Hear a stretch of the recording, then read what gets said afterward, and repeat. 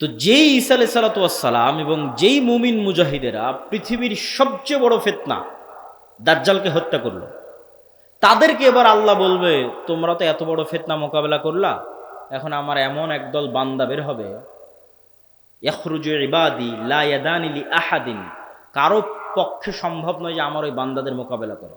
ঈসা আলাইহিস সালাম এত বড় নবী, তিনি পৃথিবীর সবচেয়ে বড় ফিতনা দাজ্জালকে হত্যা করলেন, তাকে আল্লাহ বলছে তুমিও পারবা না এখন যারা বের হবে।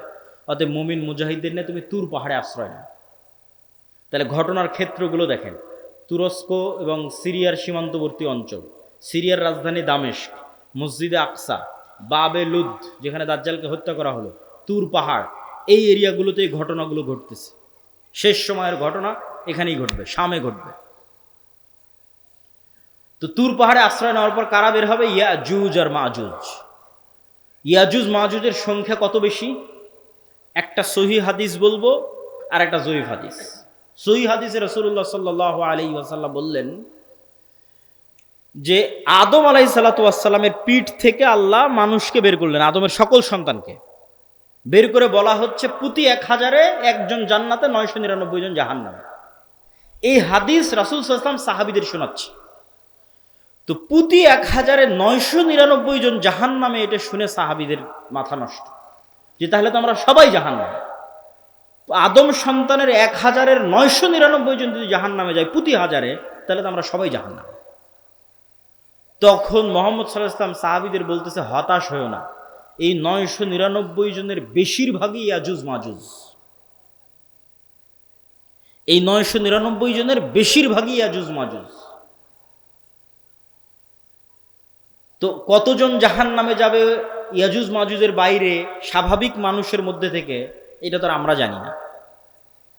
তো এই জন্য নির্ধারিত করে বলা মুশকিল, কিন্তু এতটুকু অন্তত বোঝা যায়, আইডিয়া করা যায় যে আদম আলাইহিস সালাতু ওয়াস সালাম থেকে নিয়ে কিয়ামত পর্যন্ত যত মানুষ আসবে তাদের কয়েক শত গুণ হচ্ছে ইয়াজুজ মাজুজ।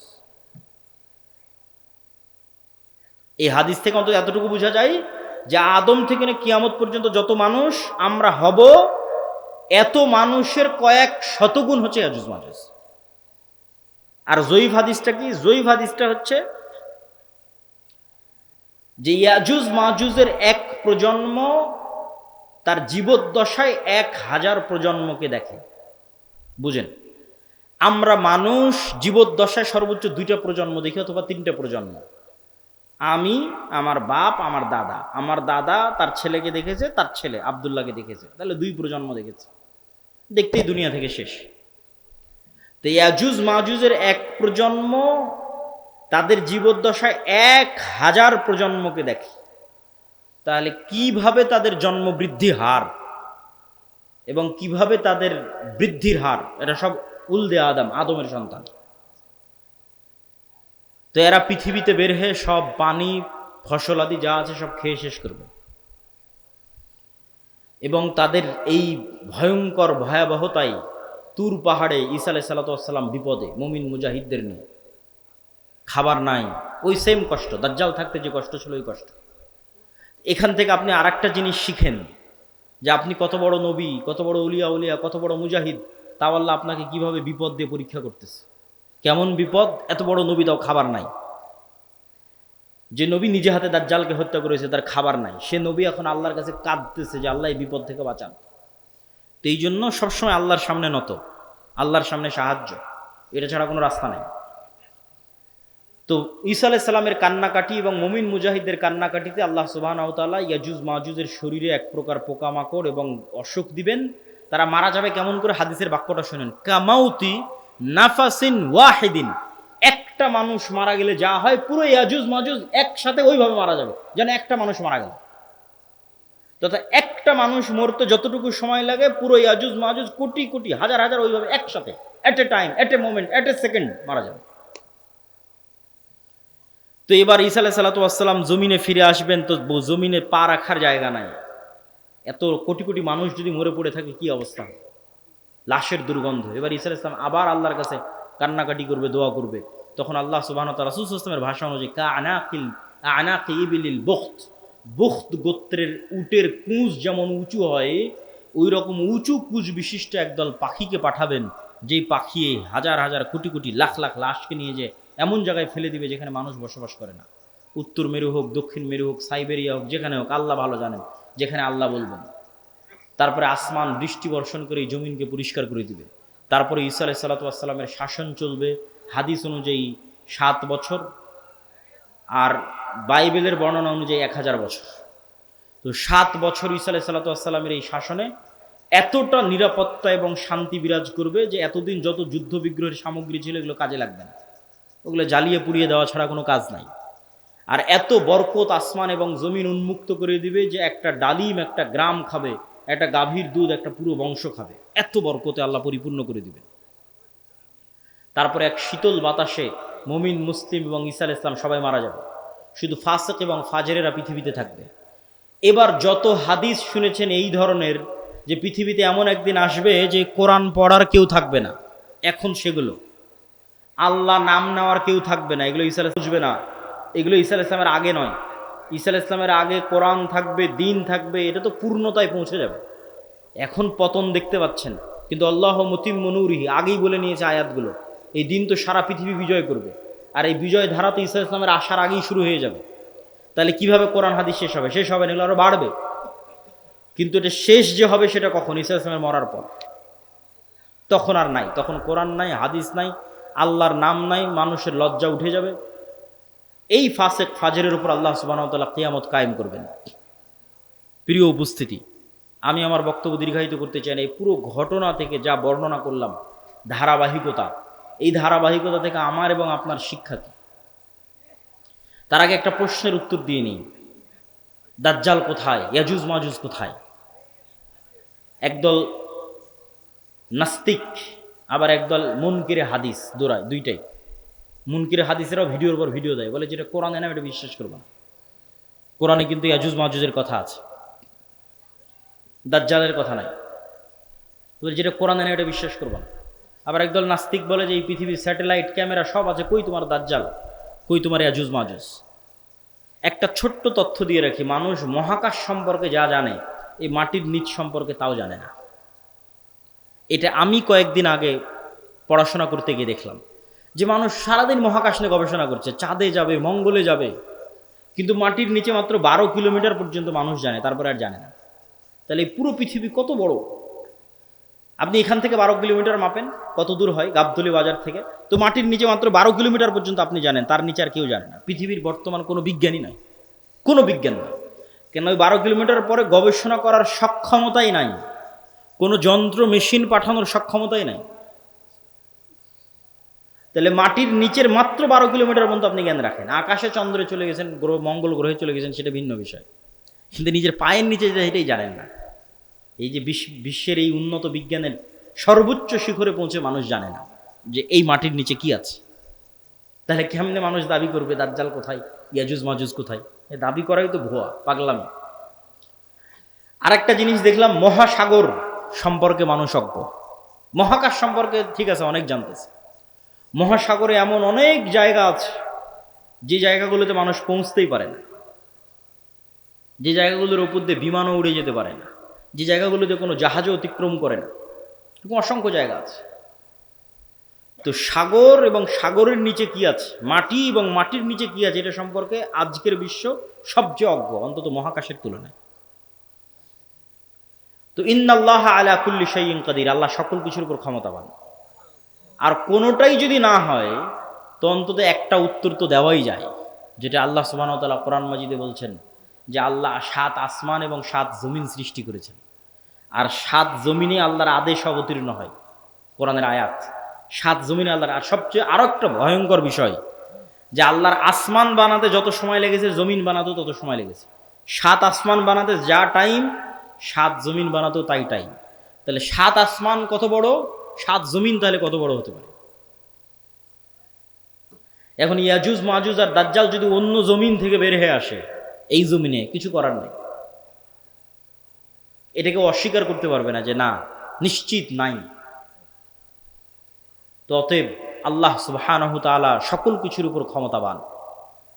এই জমিনেও থাকতে পারে, এই জমিনের সাগরেও থাকতে পারে, এই জমিনের নিচেও থাকতে পারে, মানুষের জ্ঞান পরিপূর্ণ নয়। অন্য জমিনেও থাকতে পারে, সেখান থেকেও আসতে পারে।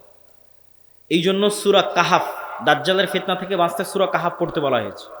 সূরা কাহাফের সব ব্যতিক্রম ঘটনাগুলো দাজ্জালের আসার সাথে মিলবে, দাজ্জালের যুগের যে ফিতনা ওগুলোর সাথে মিলবে। সূরা কাহাফের 4টা ব্যতিক্রম ঘটনা আছে।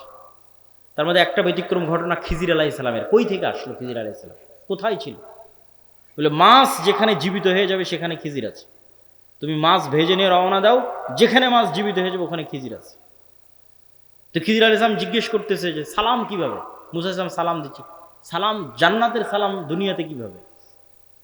তো খিজির আলাইহিস সালাম যদি অন্য পৃথিবী থেকে এসে থাকে নিশ্চিত করে, অথবা এই পৃথিবীতেও থাকতে পারে, তো খিজির আলাইহিস সালামকে যদি আল্লাহ সুবহানাহু ওয়া তাআলা আড়ালে রাখতে পারে, দাজ্জাল এবং ইয়াজুজ মাজুজকেও আল্লাহ সুবহানাহু ওয়া তাআলা আড়ালে রাখার সক্ষমতা আছে। তো ওই দাজ্জালের সময়ের ফিতনার সাথে এই সূরা কাহাফের ঘটনাগুলো মিলবে। আসহাবে কাহাফের কথা বলতে গিয়ে আল্লাহ বলছেন ওয়াহুম আইকাজ, তাদেরকে আমি ঘুমিয়ে রেখেছি, কিন্তু মানুষ দেখলে মনে করবে ওরা জেগে আছে। আপনি দেখলে মনে করবেন এই মানুষটা জেগে আছে, কিন্তু ওরা নিজেরাও বুঝতে পারছে ওরা ঘুমিয়ে আছে। আল্লাহও বলছেন ঘুমিয়ে আছে। এইভাবেই 309 বছর পার হয়ে গেছে। ওরা ঘুম থেকে উঠে মনে করছে যে কই, আমরা তো অল্প কিছুক্ষণ মনে হয় শুয়েছিলাম, ঘুমিয়েছিলাম, কিন্তু 300 বছর পার হয়ে গেছে। তো সময়ের যে আপেক্ষিকতা, এটার কন্ট্রোল আল্লাহর হাতে। এই আপেক্ষিকতার প্রভাবিত মানুষ দেখবে যে একদিন হয়ে যাবে 1 বছরের সমান। তো পৃথিবীতে অবশ্যই ব্যাপক কোনো পরিবর্তন ঘটবে, যেটার প্রভাবে 1 বছর, 1 মাস, 1 সপ্তাহ। সেটা কি আল্লাহ সুবহানাহু ওয়া তাআলা ভালো জানে। তো প্রিয় উপস্থিতি, এই 1 নাম্বার কর্তব্য কি, সংক্ষিপ্ত বক্তব্য শেষ করে দিচ্ছি, এগুলোর উপর ঈমান রাখা। 2 নাম্বার কি, যে কোনো মুহূর্তেই দাজ্জাল বের হতে পারে, যে কোনো মুহূর্তে কিয়ামত হতে পারে। কথা এটাই ঠিক। রাসূল সাল্লাল্লাহু আলাইহি ওয়াসাল্লাম আশঙ্কা করতেন দাজ্জাল মনে হয় এখনই বের হয়ে গেল।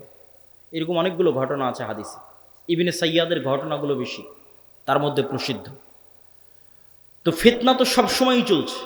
তো ফিতনার সময় আপনি বেঁচে থাকবেন, ঈমান নিয়ে বেঁচে থাকবেন, এটার 2টা কাজ: পরকালের প্রতি সর্বোচ্চ জ্ঞান, সর্বোচ্চ ইয়াকিন, এবং অবৈধ 1 টাকার উপরে, অবৈধ ধন সম্পদ ক্ষমতার উপর ন্যূনতম লোভ না থাকা। এবং সফলতা এটা নয় যে আপনি বাড়ি গাড়ি টাকা পয়সার মালিক হবেন। সফলতা এটা যে আপনি ঈমান এবং সালাত অবস্থায় পৃথিবী থেকে বিদায় নেবেন, এটাই সফলতা। তো আল্লাহ সুবহানাহু ওয়া তাআলা যেন আমাদের ঈমান অবস্থায়, সালাত অবস্থায় পৃথিবী থেকে বিদায় নেওয়ার তৌফিক দান করে, বলেন আল্লাহুম্মা আমিন। কেন আমাদের ঈমান অবস্থায় বিদায় নিতে হবে? এত লম্বা ঘটনা বলে এই পুরো ঘটনার উপর একটু পানি দিয়ে একটা কথা বলে, সেটা হচ্ছে ঈসা আলাইহিস সালাম যখন আসবে, ইমাম মাহদী যখন আসবে, দাজ্জাল যখন আসবে, তখন কি নতুন কোনো দিন আসবে নাকি? নতুন কোনো কোরআন আসবে নাকি? নতুন কোনো হাদিস আসবে নাকি? কোরআন এবং হাদিস তো এটাই যেটা এখন আছে। তাহলে সবচেয়ে বড় ঘটনা তো আগেই ঘটে গেছে, মুহাম্মদ সাল্লাল্লাহু আলাইহি ওয়াসাল্লামের আসা এবং কোরআনের প্রেরিত হওয়া। তাহলে ঈসা আলাইহিস সালাম যে কোরআনের উপর আমল করবেন ওটা আপনার কাছে আছে। ইমাম মাহদী যেই কোরআন দিয়ে রাষ্ট্র চালাবে ওটা আপনার কাছে আছে। আর দাজ্জাল যেই নবীকে মানতে বলতেছে, ওই নবী চলে যাওয়ার 1400 বছর হয়ে গেছে। তাহলে কাজ আমাদের কাছে আছে। হ্যাঁ, ইমাম মাহদী যেই দিন আসবে সেই দিন আমি সব কিছু করবো, জি না, এটাতে প্রোডাক্টিভিটি নষ্ট হয়। এই জন্য আগেই বলেছি, দাজ্জাল আসার আগেই মুসলমানেরা বিজয় করবে। এই জন্য প্রোডাক্টিভিটি বন্ধ করা যাবে না, কেন আসল কাজ তো আমাদের কাছে আছেই। নতুন করে তো আর কিছু আসবে না। ঈসা আলাইহিস সালাম তো নতুন কোরআন আনবেন না, এই কোরআন তো আমার কাছে আছে। ইমাম মাহদী তো আর নতুন হাদিস নিয়ে আসবে না, হাদিস তো এটাই, তো ওটা তো আমাদের কাছে আছে। তাহলে কাজ তো আমাদের কাছে আছে।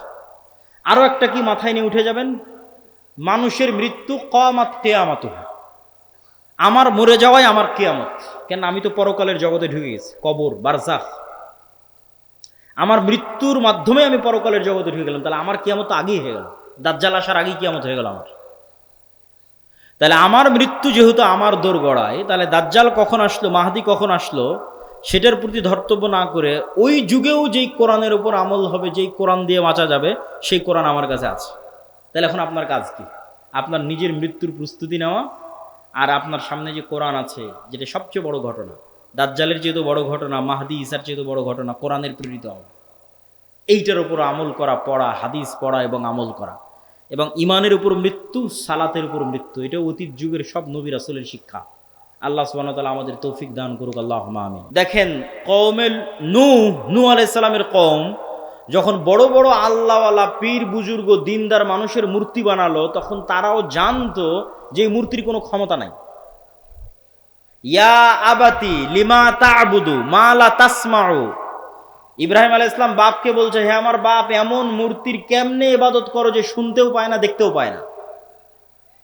তাহলে আগের যুগের মানুষ যে মূর্তির ইবাদত করতো অথবা এখনো করে, তাদের সাথে কোরআনের যে তর্ক বিতর্ক, ওই তর্ক বিতর্কের মানদণ্ড হচ্ছে তোমরা যেই সমস্ত বাতিল ইলাহের পূজা করো এদের রব হওয়ার ক্ষমতা নাই।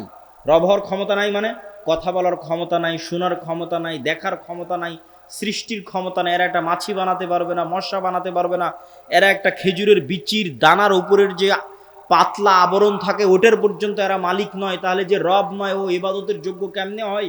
রব তো আমি, আসমান জমিন আমি বানিয়েছি, সূর্য চন্দ্র আমি বানিয়েছি, ইবাদত আমার করো, এই দিয়ে কোরআন পরিপূর্ণ। এটা মানুষের বুঝতে সহজ যে এর ক্ষমতা নাই, কেন এর ইবাদত করব। কিন্তু এই কনটেক্সট অচল হয়ে যাবে যখন দাজ্জাল আসবে। কেন দাজ্জাল রব যা যা করতে পারে তার প্রায় সবকিছুই করে দেখাবে। এই জন্য দাজ্জালের ফিতনা সবচেয়ে ভয়াবহ, ভয়ঙ্কর ফিতনা। মা কালী, মা দুর্গা আর শাহজালাল আর শাহপরাণ, যাদেরই মানুষ আল্লাহ বাদ দিয়ে ইবাদত করছে, আর ঈসা আলাইহিস সালাতু ওয়াস সালাম আর মারিয়াম আলাইহিস সালাতু ওয়াস সালাম আর যাদেরই ইবাদত করছে, তারা কেউ এখন আপনাকে দেখাতে পারবে না যে আমি আকাশকে আদেশ দিলাম আকাশ বৃষ্টি বর্ষণ করবে, আমি জমিনকে আদেশ দিলাম জমিন ফসল উৎপাদন করবে, জান্নাত দেখালাম জান্নাতে ঢুকে যাও, জাহান্নাম দেখালাম জাহান্নামে ঢুকে যাও, মৃতকে জীবিত করে দিলাম। এইরকম একচ্ছত্র কন্ট্রোল যা একমাত্র রবের থাকে তার কারণ নাই, ফলত ওদেরকে বাতিল ইলাহ প্রমাণ করা সহজ। কিন্তু যখন একজন সত্যি সত্যি এগুলো আপনাকে করে দেখাবে, তখন আপনি ঈমান ধরে রাখতে পারবেন না। অনেকগুলো কারণে। এক নাম্বার কারণ, যারা ধরেন আগে থেকেই শক্তিশালী কোনো কিছু দেখলেই আরে বাবা এই তো অনেক বড় ওলিয়া উলিয়া কবিরাজ, অনেক কিছু করতে পারে, দেখলেই যাদের অন্তরে ভয় ঢুকে যায়, মনে হয় না এর কাছে মনে হয় কোনো ক্ষমতা আছে, এরা তো এমনি দাজ্জালের পূজা করবে। যারা যুগ যুগ মূর্তির পূজা করেছে, মাজারের পূজা করেছে, এদের বাধা হবে না। ওরা দাজ্জালের ক্ষমতা পাওয়ার দেখে মনে করবে অনেক বড় ওলিয়া আল্লাহ চলে এসেছে, অনেক বড় কারামতে আউলিয়া চলে এসেছে, অতএব এখন আর ইবাদত করো, এখন আর পূজা করলে সমস্যা নেই। তো একদল তো এমনি পথভ্রষ্ট হয়ে যাবে। আরেক দল মানুষ থাকে যারা মোটামুটি আল্লাহর উপর ঈমান রাখে, কিন্তু ইস্তেকামা, ঈমানের উপর ইস্তেকামার জন্য সবর লাগে। সবর করার ক্ষমতা এবং সাহস এদের নাই। এদের দেখবেন এখন দুনিয়াবি ক্ষমতা যাদের কাছে, ওদের ওখানে গিয়ে সিজদা দিচ্ছে। আজ থেকে 6-7 মাস আগে 16 বছর যাদের কাছে ক্ষমতা ছিল ওদের কাছে গিয়ে সিজদা দিয়েছে। ক্ষমতার বাইরে এরা চিন্তা করতে পারে না। ক্ষমতা যেখানে, এদের কেবলা এবং মারকাজ সেখানে। এবং আপনি যদি নিজের জায়গায় দাঁড়িয়ে চিন্তা করেন, আজকে তেলের যে সংকট, আমি দাজ্জালের ফিতনার ভয়াবহতা বোঝানোর জন্য আপনাকে বলতেছি, তেলের যে সংকট, মাঝে মধ্যে আমার মনে হয় আল্লাহ আমাদের ফিতনা থেকে হেফাজত করুক, যে এখন যদি কেউ এসে বলে আব্দুল্লাহ তোমার গাড়িতে তো তেলের দরকার, তো এইটা করলে তোমাকে তেল দেওয়া হবে, ধরো তুমি আর 500 টাকা বেশি দিলে তেল দিয়ে দেবো, বা তুমি এই অপরাধটা করলে তোমাকে তেল দিয়ে দিব। তো কত মানুষ হল ঠিক আছে ভাই সমস্যা নেই, আমার গাড়িতে তেল দেন আমি করে দিচ্ছি। এখন কোন একটা দেশকে যদি বলা হয় যে সব তেলের কন্ট্রোল আমার হাতে, এটা করো তেল পাবা, নাহলে কিন্তু আবাদও বন্ধ হয়ে যাবে। আমরা মনে করি তেল মানে দিয়ে শুধু গাড়ি চলে। পেট্রোকেমিক্যাল থেকে সকল সার উৎপাদন হয়, সব কোনো সারই আর তৈরি হবে না। তো সার না হলে আপনি চাষ করবেন কি দিয়ে? স্যালো মেশিন স্টার্ট না দিলে পানি তুলবেন কোথায় থেকে? তো তেল মানে শুধু গাড়ি নয়, সবই এখনকার আধুনিক সভ্যতার সবই তেল। তা আমি তেল দিব না আপনাকে, তা আপনিও বুঝতে পারছেন যে আপনি সবই করে ফেলবেন তেল নেওয়ার জন্য। তো কোরআন এবং হাদিসে তো এর চেয়ে বড়টা বলা আছে, তেলের কথা বলা নেই। সরাসরি আকাশের বৃষ্টির কথা বলা আছে, জমিনের ফসলের কথা বলা আছে ডাইরেক্ট, যে দাজ্জাল ইরাক এবং শাম এই দুই দেশের মধ্যে সীমানা দিয়ে যেতে থাকবে। কোন এক নগরীর মানুষের কাছে এসে বলবে, এই তোমরা আমার উপর ঈমান আনছো? তারা বলবে জি জাহাপনা, জি প্রভু আপনার উপর ঈমান আনলাম। ওদের জন্য দাজ্জাল টাকা পয়সা, ধন দৌলত, রুজি রুটির এত বড় ব্যবস্থা উন্মোচন করে দিবে যে মৌমাছির ঝাঁক যেভাবে মধুর পিছনে ছুটে, ধন সম্পদ টাকা পয়সা ওই শহরের মানুষের পিছনে ওইভাবে ছুটবে। এবার অতিক্রম হতে হতে আরেক শহরে আসবে, সেই শহরের মানুষকে বলবে আমার উপর ঈমান আনয়ন করছো? তারা বলবে না। আমরা রব্বুল আলামিনের উপর ঈমান রাখি। দাজ্জাল বলবে আকাশ এখানে বৃষ্টি বর্ষণ বন্ধ করে দাও, জমিন এখানে ফসল উৎপাদন বন্ধ করে দাও, খাবার দাবার বন্ধ, টাকা পয়সা বন্ধ, সকল কিছু বন্ধ, মোবাইল বন্ধ, ইন্টারনেট বন্ধ। আজকের যুগে যদি কল্পনা করেন, এখনই আপনি ঈমান ধরে রাখতে পারবেন না, যখন ঘটবে তখনকার কথা তো বহু পরে। তো শাম অঞ্চলের মানুষেরা না খেতে পেয়ে ধনুক চাবিয়ে খাবে, তীর চাবিয়ে খাবে। তীর তো খাওয়ার জিনিস না, ধনুক তো খাওয়ার জিনিস না, কিন্তু গাছের পাতাও যেহেতু উৎপন্ন হবে না, তো কি খাবে? গাছের পাতাও তো উৎপন্ন হবে না। তো এ হলো দাজ্জালের ফিতনা, পৃথিবীর সবচেয়ে ভয়ঙ্কর এবং ভয়াবহ ফিতনা। দাজ্জালের ফিতনা সম্পর্কে বলতে গিয়ে দুইটা হাদিস না বললেই না। একটা হাদিসে রাসূলুল্লাহ সাল্লাল্লাহু আলাইহি ওয়াসাল্লাম বলছেন যে দাজ্জাল পৃথিবীতে 40 দিন সফর করবে। 40 দিনের প্রথম দিন হবে 1 বছর, দ্বিতীয় দিন হবে 1 মাস, তৃতীয় দিন হবে 1 সপ্তাহ। আর দাজ্জালের গতি হবে কাগাইসিন ইস্তাদবারাতহুর রিহ, এমন মেঘমালা যেই মেঘমালাকে ঝড়ো বাতাস উড়িয়ে নিয়ে যাচ্ছে। এই যে কয়দিন পরে কালবৈশাখী ঝড় হবে, আকাশে তাকিয়ে দেখবেন ঝড়ের সময় মেঘ কত দ্রুত চলে। তো ঝড়ের বাতাসে যে মেঘ খুব দ্রুত চলে, এরকম দ্রুত গতি হবে দাজ্জালের। তো আল্লাহর নবী মেঘের সাথেও তুলনা দিয়েছেন। এখন যন্ত্র দিয়ে মেঘের মতো আকাশে উড়বে না দাজ্জাল নিজেই আকাশে উড়বে, আল্লাহু আলাম, আল্লাহ সুবহানাহু ওয়া তাআলা ভালো জানেন। কিন্তু দাজ্জালের আগমনে পৃথিবীতে এত ব্যাপক বৈপ্লবিক পরিবর্তন হবে যে পৃথিবীর দিন 1 বছরের সমান হয়ে যাবে। এটা হঠাৎ করে আল্লাহর আদেশে, কোনো কারণ ছাড়াই আল্লাহ বলবেন দিন এখন তুমি 1 বছরের সমান হও, এরকম নয়। আল্লাহ লাতিফ, প্রত্যেকটা জিনিস ঘটনা পরম্পরায় হয়, মানুষ দেখবে এটা স্বাভাবিক। তথা এই ভূমণ্ডল, নভমণ্ডল, সৌরজগতে এমন বৈপ্লবিক কোনো পরিবর্তন হবে, অথবা এই পৃথিবীতে এমন বৈপ্লবিক কোনো পরিবর্তন হবে, অথবা সূর্য এবং চন্দ্রের বর্তমান ঘূর্ণায়মান প্রক্রিয়ায় এমন বড় বৈপ্লবিক পরিবর্তন হবে যেটা স্বাভাবিক হতে সময় লাগবে। একদিন হবে 1 বছর, তারপরের একদিন হবে 1 মাস, তারপরের একদিন হবে 1 সপ্তাহ, তারপরে স্বাভাবিক। ওইটার আগে কিছু একটা ঘটবে। দাজ্জালের আগমনই ওই রকম ভয়ঙ্কর এবং ব্যতিক্রম হবে। আল্লাহু আলাম সেটা কি হবে।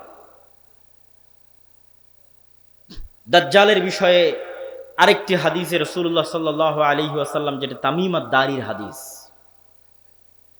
যারা 30 দিন সমুদ্রে লাইবা বিহিমুল মাউজ শাহরান কামিলান, সমুদ্রের ঝড়ো বাতাস এবং ঢেউ 1 মাস যাবৎ তাদেরকে কোথায় নিয়ে গেছে কোনো কন্ট্রোল ছিল না নৌকার উপর। এক দ্বীপে গিয়ে যখন নৌকা ঠেকলো, তখন দেখছে একটা প্রাণী, জীব জন্তু জানোয়ার, গরু ছাগল মহিষ যেমন জীবজন্তু জানোয়ার, এরকম জীবজন্তু জানোয়ার যার মুখ এবং পা সব এত বিশাল লোমে ঢাকা যে কোনটা মুখ আর কোনটা পিছন এটা বোঝা যাচ্ছে না, এই জানোয়ার কথা বলতেছে। তো মানুষ তো কোনোদিন দেখেনি, মানুষ ছাড়া আর পৃথিবীর কোনো জীবজন্তু জানোয়ারকে কথা বলতে। তো আরবের ওই মানুষেরা এই জানোয়ারকে কথা বলতে দেখে মনে করেছে এটা জিন, শয়তান, কিন্তু জীবজন্তু জানোয়ার। ও বলছে আনাল জাসসাস, আমি গোয়েন্দা, একটা মানুষ তোমাদের সাথে সাক্ষাতের অপেক্ষা করছে, এদিকে যাও। তো তামিম আদ-দারি বলছে আমরা যখন ওই মানুষের কাছে গেলাম, বিশাল দেহের মানুষ, এত বিশাল দেহের মানুষ আগে কোনোদিন কখনো দেখিনি। তো দাজ্জালের বিশাল দেহের হওয়াটা কি ব্যতিক্রম কিছু? ব্যতিক্রম কিছু না। আমরা এখন 5 ফিট 5 ইঞ্চি 6 ফুট হয়ে গেছি, কিন্তু আদি পিতা আদম আলাইহিস সালাম তো আর 5 ফিট ছিলেন না। আদম আলাইহিস সালাম ছিলেন 60 দেরা, 60 হাত, 60 গজ, 40 মিটার, প্রায় 10 তলা 15 তলার সমান উঁচু। তাহলে এখন যদি আদম আলাইহিস সালাম আমার সামনে উপস্থিত হয়, তাহলে আমি তো আশ্চর্য হয়ে যাবো, কারণ এই বিশাল দেহের মানুষ তো আমি কোনোদিন দেখিনি। তাহলে দাজ্জাল বিশাল দেহের হবে, এটা ব্যতিক্রম নয়, কেননা দাজ্জাল তো আদমেরই সন্তান, মিন উলদে আদম, আদমের সন্তান। তো তার হাত, তার হাঁটু এবং তার কাঁধ এমন শক্ত করে বাঁধা আছে। আমরা তাকে জিজ্ঞেস করলাম তুমি কে? সে বলে আমার পরিচয় তোমরা জানবেই, তোমরা বলো তোমরা কারা। তা আমরা আমাদের পুরো ঘটনা বললাম। এবার দাজ্জাল 4টা প্রশ্ন করেছে। Nakhal Baisan, Ain Zoghar, Buhaira Tabariya, নাবিয়ুল উম্মিয়িন, Buhaira Tabariya, sea of Galilee, lake of Tiberia, Nakhle Baisan, Bait Shean, আর আইনে জোগার, স্প্রিং অফ জোয়ার। আর নাবিয়ুল উম্মিয়িন, পড়ালেখা জানে না, লিখতে জানে না, পড়তে জানে না এমন নবী। আমাদের নবী মুহাম্মদ সাল্লাল্লাহু আলাইহি ওয়াসাল্লাম লিখতেও জানতেন না, পড়তেও জানতেন না। উনি দেখে যে পড়বেন এটা জানতেন না, কোরআন মুখস্থ করেছিলেন। প্রিয় উপস্থিতি, তো দাজ্জাল তাদেরকে এই যে চারটে জিজ্ঞেস করলো, চারটে জিজ্ঞাসার প্রথম তিনটে জিজ্ঞাসার সাথে পানি কানেক্টেড আছে, পানি এবং চাষ কানেক্টেড আছে। সি অফ গ্যালিলি, পানির উৎস, বহাইরা তাবারিয়া, ইসরায়েলের সীমানার মধ্যে। এখন এটা ইসরায়েলের সীমানার মধ্যে। বাইবেলের প্রফেসি অনুযায়ী তথা বাইবেলের বর্ণনা অনুযায়ী ঈসা আলাইহিস সালাতু ওয়াস সালাম যত মোজেজা দেখাতেন সব এই সাগরে, এই সাগরের আশেপাশে, এই লেক, এই হ্রদ, এই খালের আশেপাশে। তো দাজ্জাল বলছে একদিন এখানে পানি থাকবে না। এখন পানি দাজ্জাল আসার আগেই শেষ হবে সেটা ঠিক না, আসলে না, দাজ্জাল আসার শেষ হবে না। কেন আরাক হাদিসে বলতেছে ইয়াজুজ মাজুজ যখন বের হবে তখন ওরা বহাইরা তাবারিয়ার পানি খেয়ে শেষ করে দিবে, খেয়ে শেষ করে দিয়ে অন্যদিকে আগাবে পানি শেষ করার জন্য। তাহলে পানি যদি দাজ্জাল আসার আগেই শেষ হয় তাহলে ইয়াজুজ মাজুজ আবার কোথায় পানি পাবে? এটাও তো একটা প্রশ্ন। কিন্তু দাজ্জাল বলছে এখানে একদিন পানি থাকবে না। তার মানে কি ইয়াজুজ মাজুজ এসে শেষ করবে ওটার ভবিষ্যৎবাণী, না দাজ্জাল আসার আগেই শেষ হবে? মানে অনেকেই দেখি এখন খুঁজে যে বহাইরা তাবারিয়াতে পানি শেষ হচ্ছে কিনা, সেটার জন্য বলতেছি যে পানি যে দাজ্জাল আসার আগেই শেষ হবে এটা মনে করাটা একদম 100% ঠিক এটা বলা যাবে না। কেন আরাক হাদিসে কি বলা হচ্ছে? ইয়াজুজ মাজুজ এসে বহাইরা তাবারিয়ার পানি খেয়ে নেবে। তো বলে এখানে একদিন পানি থাকবে না। 2 নম্বর কি? নাখাল বাইসান, বাইসানের খেজুর বাগান, এটাও ইসরায়েলের একটা বড় শহর, বাইত শিয়ান। বলে এখানে কি মানুষ খেজুর চাষ করে? তো বলে করে। তো বলে এখানে একদিন পানিও থাকবে না, খেজুর চাষের ব্যবস্থাও থাকবে না। তার বলে আইনে জোগার, স্প্রিং অফ জোয়ার, এটার বর্ণনাও বাইবেলে আছে। আগের যেমন বহাইরা তাবারিয়ার বর্ণনাও বাইবেলে আছে, এই আইনে জোগার, স্প্রিং অফ জোয়ার, এটার বর্ণনাও বাইবেলে আছে। কি হিসেবে আছে?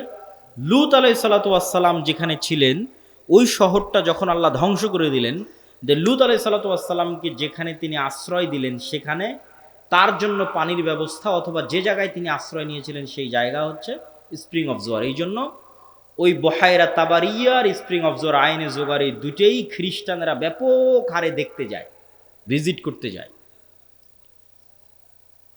তো এখান থেকে আমাদের জানার বিষয় কি? এই হাদিস থেকে জানার বিষয় হচ্ছে দাজ্জাল প্রশ্ন করেছে একটা নির্দিষ্ট জায়গায়, যার প্রত্যেকটা এরিয়া 30-40 কিলোমিটারের মধ্যে। এই বহাইরা তাবারিয়া বলেন, আইনে জোগার বলেন, নাখাল বাইসান বলেন, এই বগুড়া জেলার মধ্যেই, মানে একটা সেম এরিয়ার মধ্যেই। তথা কিয়ামতের পূর্ব মুহূর্তের ফিতনার বর্ণনাগুলো নিশ্চিতভাবে কিয়ামতের পূর্ব মুহূর্তে যা যা হবে এগুলো মক্কা মদিনার বাইরে, মক্কা মদিনায় হবে না। মক্কা মদিনা ফিতনা মুক্ত থাকবে। কোথায় হবে তাহলে? সিরিয়াতে, শাম। শাম মানে আগে ফিলিস্তিনি বোঝানো হতো, শাম মানে আগে মসজিদে আকসাই বোঝানো হতো। শাম মানে আজকের শাম নয়, তথা মসজিদে আকসা এবং এর আশেপাশের অঞ্চল যেগুলোতে এখন ইসরায়েল, ফিলিস্তিন, জর্ডান, এই যে অঞ্চলগুলো এবং এখনকার যে সিরিয়া, সব কিছু এই অঞ্চলে হবে। দাজ্জালের এই সংক্ষিপ্ত বর্ণনা এবং দাজ্জালের ফিতনার এই সংক্ষিপ্ত বর্ণনার পরে কি হবে? ওই যে মুজাহিদ বাহিনী যারা দাজ্জালের মিথ্যে সংবাদ শুনে এবার দেমাশকে ফিরে আসবে, যুদ্ধ বিজয় অভিযান বাদ, কেন এটা ভয়ঙ্কর ফিতনা। এই ভয়ে দাজ্জাল আসলে বের হয়েছে কিনা, যুদ্ধ বাদ দিয়ে সবাই ফিরে আসবে তাদের যেটা সেন্টার, তাদের সেন্টার দামেস্ক। যুদ্ধ যদি রোম পর্যন্ত গিয়ে থাকে, ইতালির রাজধানী, ওখান থেকেও ফিরে দামেস্কে আসবে। যদি তুরস্কের রাজধানী ইস্তাম্বুল পর্যন্ত গিয়ে থাকে, ওখান থেকে ফিরে দামেস্কে আসবে। এবার দামেস্কে আসতে আসতে সত্যি দাজ্জাল বের হয়ে যাবে। এবার রিয়ালি প্রকৃত অর্থে দাজ্জাল বের হয়ে গেছে। এবং দাজ্জাল বের হওয়া মাত্রই সকল ক্ষমতা দাজ্জালের কাছে চলে যাবে। এটার বিবরণ আরেকটু পরে দিব, এখানে এটা শেষ করে নি।